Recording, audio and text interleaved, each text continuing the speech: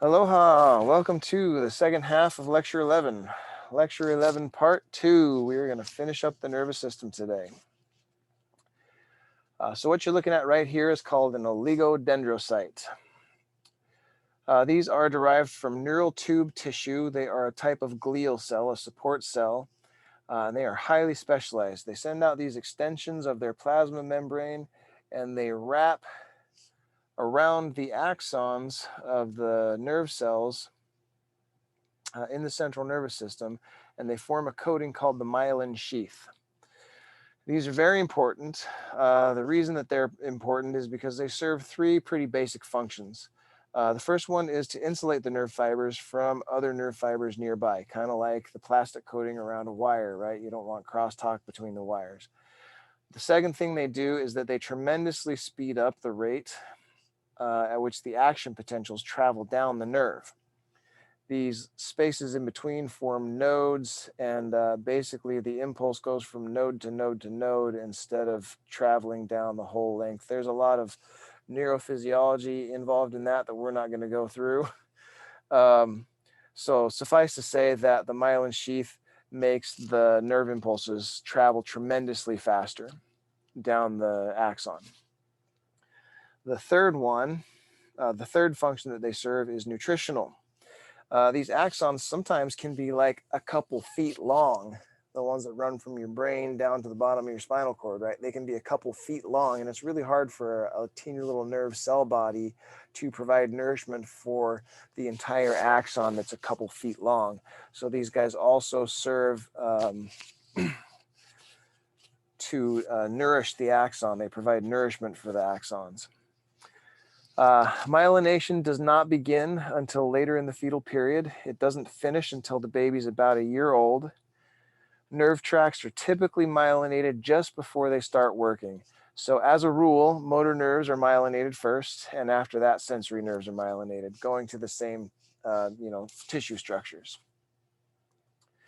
So as the spinal cord develops, the fetus continues growing, the baby sort of outgrows the spinal cord. So this first image is at like 8 or 9 weeks, and you can see that the spinal cord takes up the entire length of the spinal canal. Right, it goes all the way down to the very bottom of the spinal canal, and this is at about 8 weeks.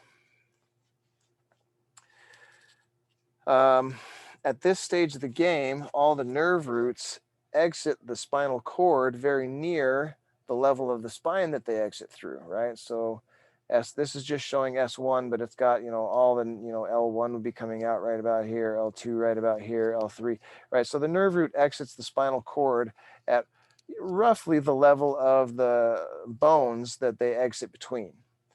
It doesn't stay that way though. So this is, let me look at my notes. I think this is a 24-week. So the body begins to elongate much faster than the spinal cord elongates.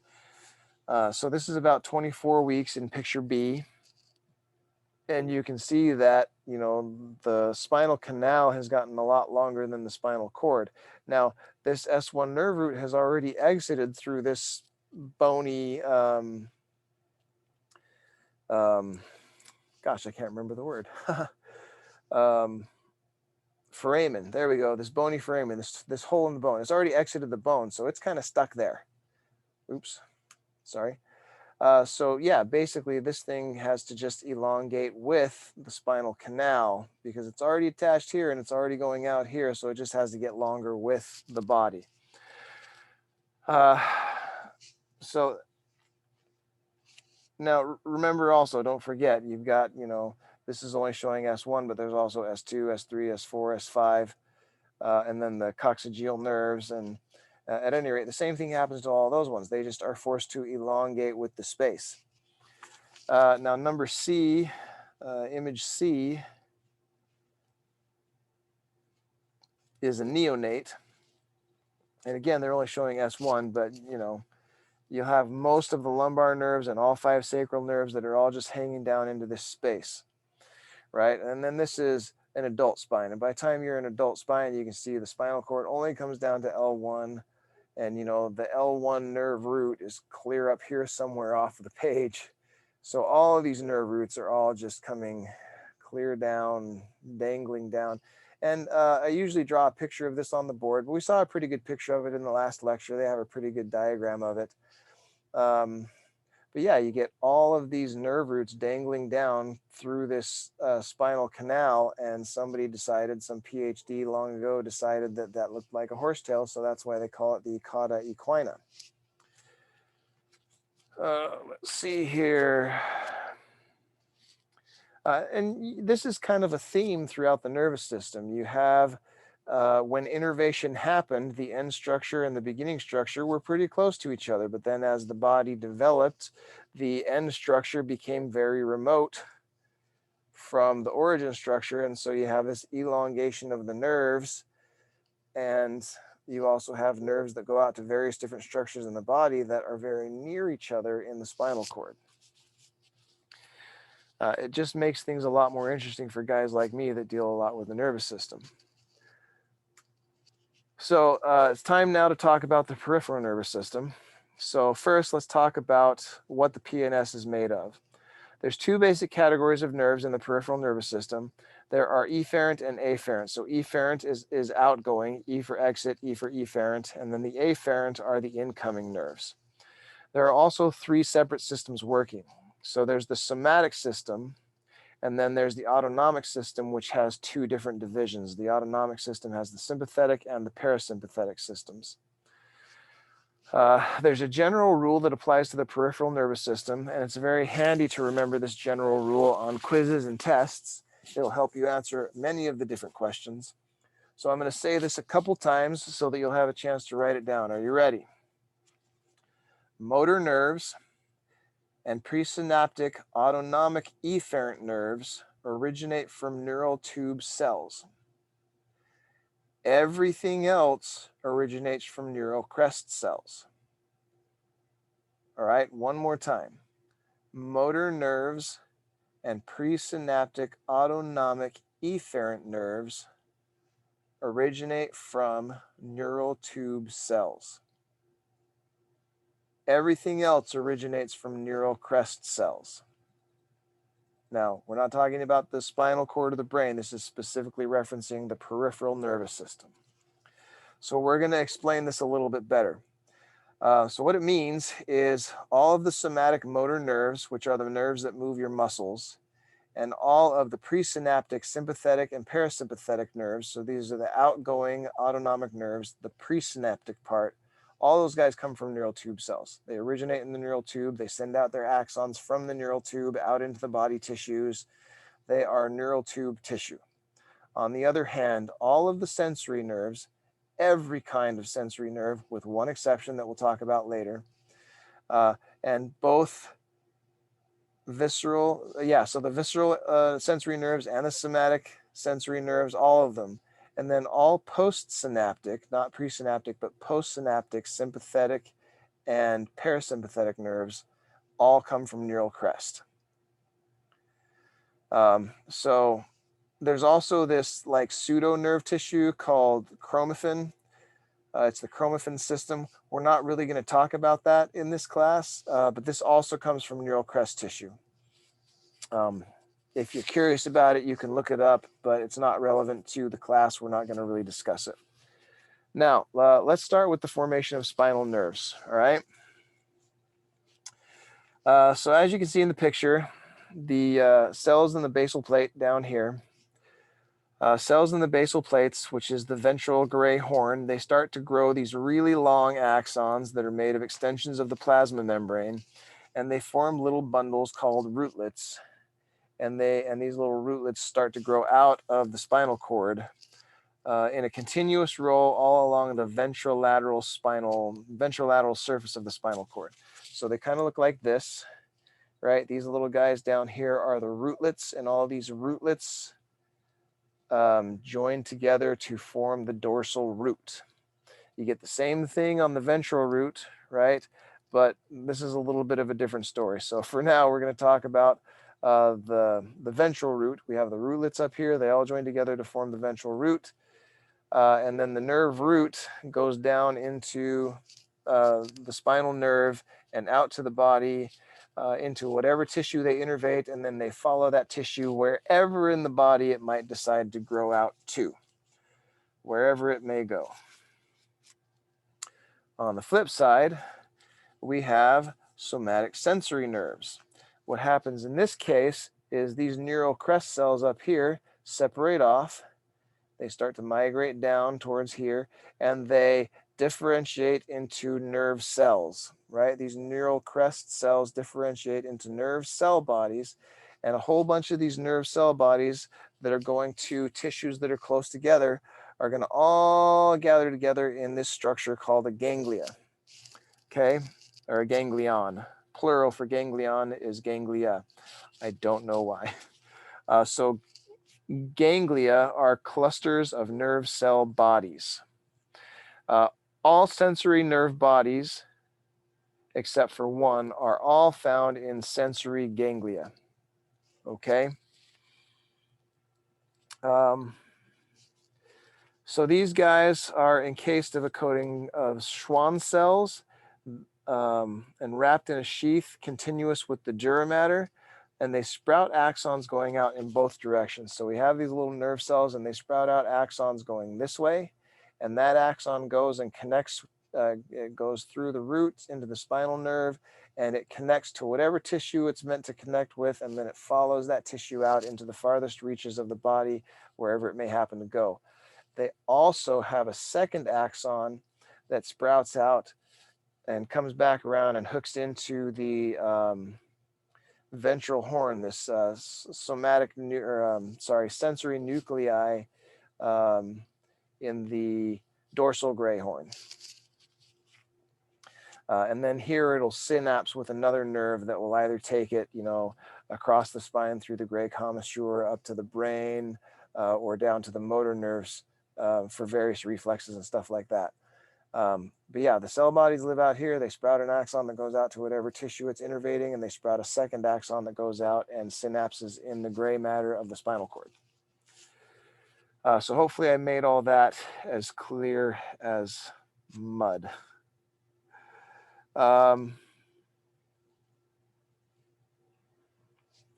So this process is virtually the same for all sensory nerves except one. And that one, I might as well give you the spoiler, it's the optic nerve. We're going to go over the optic nerve in a little bit. But yeah, that's the only afferent sensory nerve that's derived from neural tube cells. All other afferent sensory nerves are all derived from neural crest tissue. I hope I've driven that point home really well.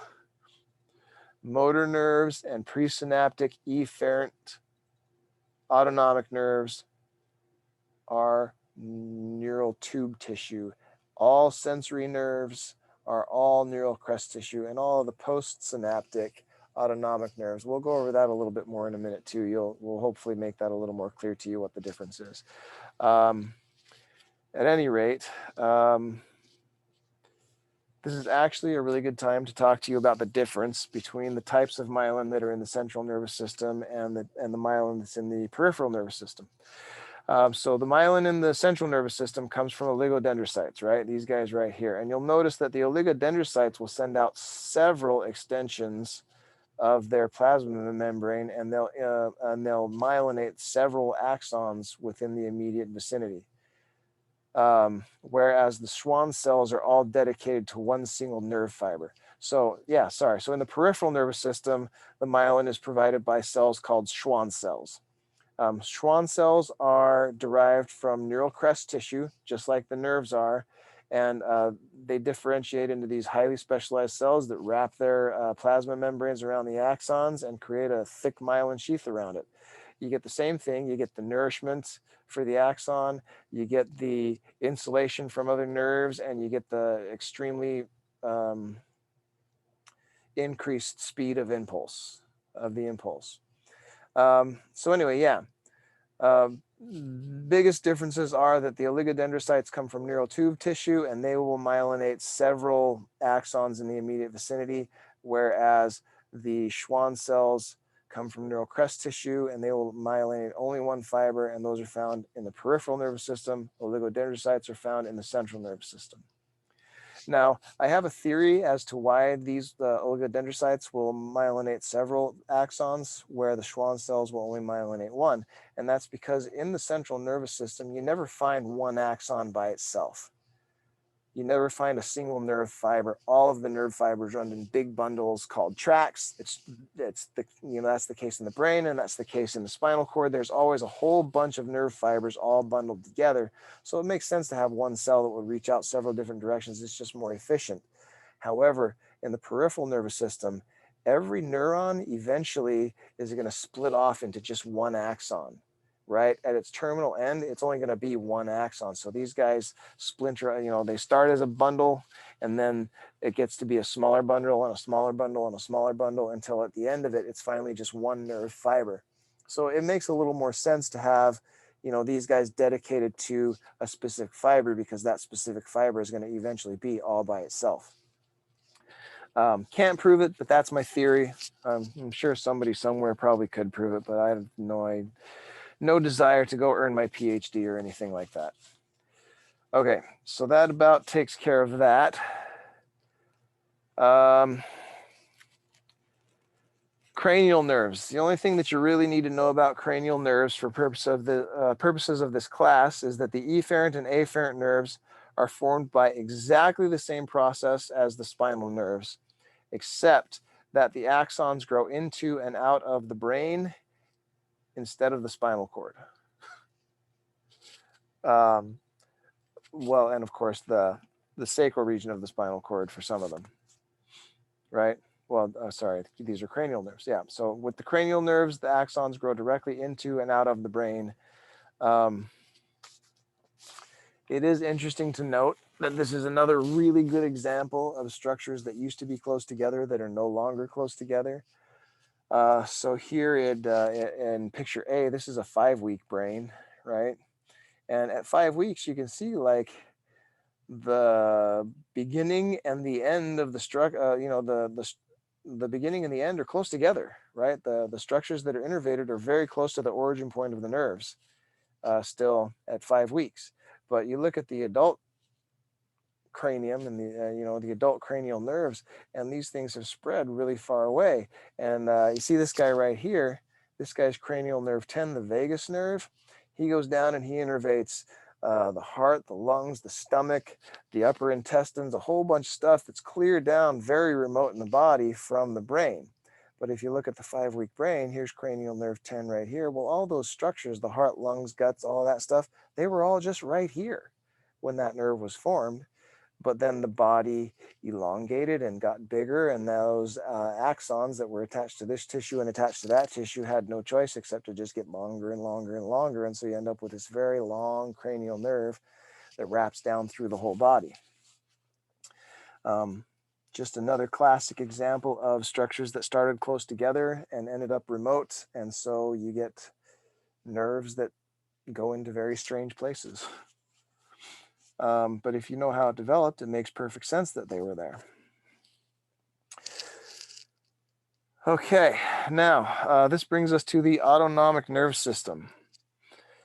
This one's a little bit different than the others. Again, there's two separate systems, and they develop and function a little bit differently. So first of all, the autonomic nervous system has nothing to do with movement of the body, movement of the limbs or joints, nothing at all. It does affect smooth muscle in a lot of places, the blood vessels, the organs, all that kind of stuff, but there are no voluntary movements that are controlled by the autonomic nervous system. These guys affect organs, tissues, glands, those kind of things. So first, let's talk about the sympathetic nervous system. Sympathetic nervous system. In the sympathetic nervous system, the nerves all originate in the thoracic spine, right? So the nerve cell bodies all originate from the thoracic region of the spinal cord, and that's the region associated with the ribs, right? So the presynaptic part is neural tube tissue, right? So you have the cell body that lives in the spine, and that's neural tube tissue, and then it sends out an axon, which is still neural tube tissue, and that axon is so that cell body and the axon, those are the presynaptic part. Then these guys go into this sympathetic trunk, which looks like this, right? So the axon comes out of the spinal cord. Oops, I'm sorry. The axon comes out of the, so this is neural tube tissue. The axon comes out of the spinal cord through the spinal nerve and goes into the dorsal root ganglion. And in one of these ganglion, it might travel up or down for a ways, but in one of these ganglia, it's going to synapse, right? So this part from here to here before it synapses, that's the presynaptic part. That's neural tube tissue. After it synapses, then it sends it out towards whatever the target tissue is. So this postsynaptic neuron, right, this neuron that it synapses with, the cell body that it synapses with, that is neural crest tissue. So that and the axon that goes out to the nerve tissue, that is all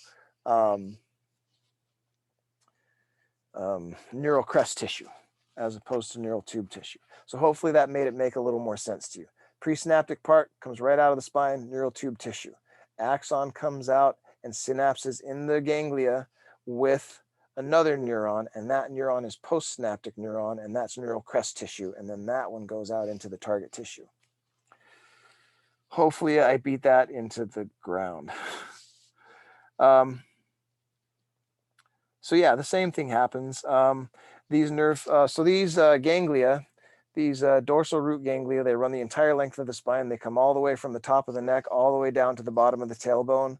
And these presynaptic nerves will come and travel up or down, and they'll synapse in one of these ganglia. And then from these ganglia, they may move up or down again, but then they're going to stretch out to some region of the body to innervate organs, blood vessels, glands in your, all kinds of different stuff. I think that's about it. Yeah, they go everywhere throughout the entire body. The process is roughly the same as the somatic system, except that the ganglia cells are multipolar instead of unipolar. So the postsynaptic neuron right here in the ganglia, it might send out several axons. So you have the presynaptic nerve that synapses with the postsynaptic nerve, and that postsynaptic nerve might send an axon out to here and one there. So it might send axons out to several different regions of the body. The other difference is that unlike sensory nerves, ganglia are attached only to outbound nerves. There are no inbound axons for the autonomic nervous system. They all only go out. So there is no axon that goes back into the spinal cord. Everything is coming out. Right, moving on. So next we have the parasympathetic nervous system. These nerves arrive from the brain and the sacral part of the spinal cord, right? Up here in the cranial nerves and then down here in the sacral part of the spinal cord, which really is actually up here. The sacral part of the spinal cord is up here, but then those, remember those nerve roots dangle down through here, and then they exit out the sacrum. Okay, that's why it's called cranial sacral. Parasympathetic is the cranial sacral nervous system. At any rate, so the process is exactly the same as the somatic motor nerves. The presynaptic part is formed in the neural tube tissue. The axons grow out through the body until they synapse with parasympathetic ganglia. The difference in this case is that the ganglia are either within or very near the target tissue, right? So these guys are going to exit straight from the brain. They're going to go all the way out to the target tissue, and then somewhere close to the target tissue or within the target tissue, there's going to be a postsynaptic neuron. Now, this presynaptic part, in the case of the vagus nerve, I love it because it's nice and dramatic, starts in the brain, axon comes all the way down. That whole presynaptic part is all neural tube tissue. This is all neural tube tissue all through here, right? Once this thing synapses, which is very near the target tissue, that synapse, postsynaptic neuron is then neural crest tissue, right? So postsynaptic. So I think the next slide is going to show that. Yeah. So the sympathetic nervous system has kind of a shorter presynaptic neuron and a very long postsynaptic neuron, versus the parasympathetic nervous system tends to have a very long presynaptic neuron and then a very short postsynaptic neuron. And I like this because this shows, because this is the part that's growing out of the spinal cord. All of this is neural tube tissue. All of this is neural crest tissue. So there you can see very clearly, you know, kind of which is which. And the same thing down here in the parasympathetic. All of this is neural tube, and all of this is neural crest. So hopefully we made that clear enough for you. I know it's kind of a difficult concept for a lot of people.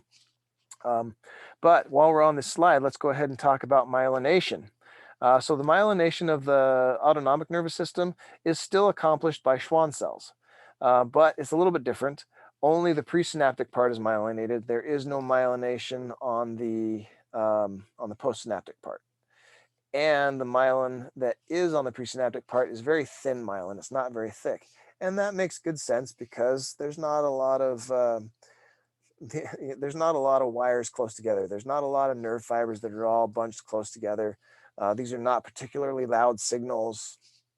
There's less of a risk of crosstalk, and we're affecting glands. We're not affecting movements. We're not affecting reflexes. So the impulse doesn't need to travel as fast. It's not a big deal if it takes, you know, 3 or 4 seconds for this impulse to travel from here to there. Not a big deal. It's a gland, right? Or it's a blood vessel or something like that. And then also, I just want to emphasize one more time, these guys are found in the brain and the sacral part of the spinal cord. These guys are found in the thoracic spinal cord, presynaptic neural crest, presynaptic neural tube, postsynaptic neural crest, right? Same thing here. Presynaptic is neural tube, postsynaptic is neural crest. All right, I think we beat that dead horse half to death, or halfway past death. Anyway, that brings us to, last but not least, special sensory nerves, which for purposes of this class include eyes, ears, and nose.